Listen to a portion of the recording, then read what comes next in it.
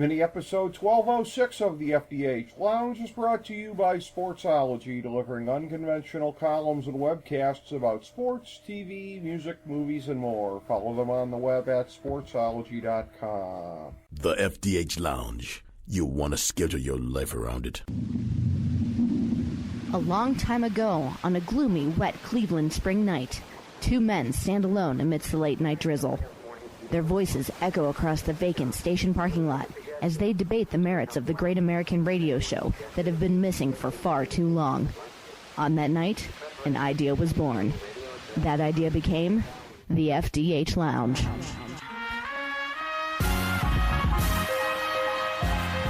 Welcome to the FDH Lounge. Hello and welcome to FDH Lounge mini episode 1206. I'm FDH managing partner Rick Morris here with our preview of Better Call Saul episode 5.6.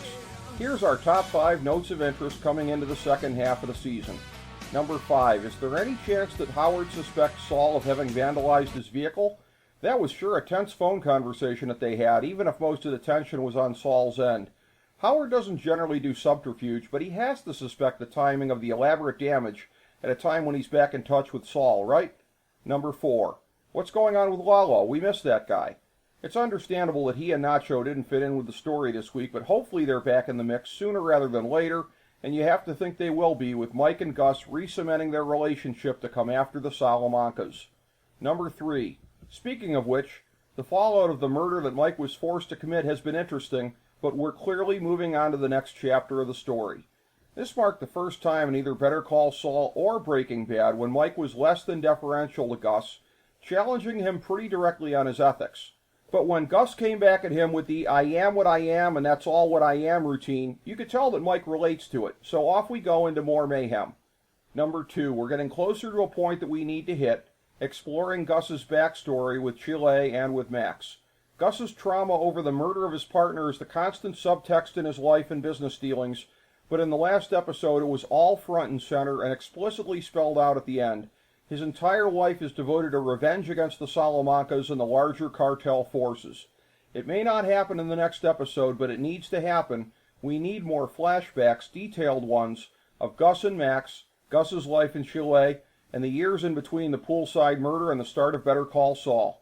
They should make a special Gus-only flashback episode like Mike previously got in 5-0. Number 1. The title of episode 5.6, Wexler v. Goodman, foreshadows a long-coming split between Saul and Kim.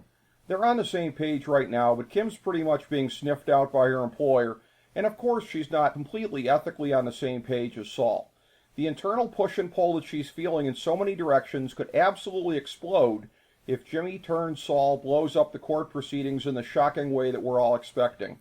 The last episode made it look like she's all in with Saul's skeevy way of doing things, but she's always flinched in the past at going all in on him. Will this time be any different? The expectations for this court case are high, and this show has always delivered, so it'll be fascinating to see how it materializes. Thank you for joining us for this mini episode of the FDH Lounge.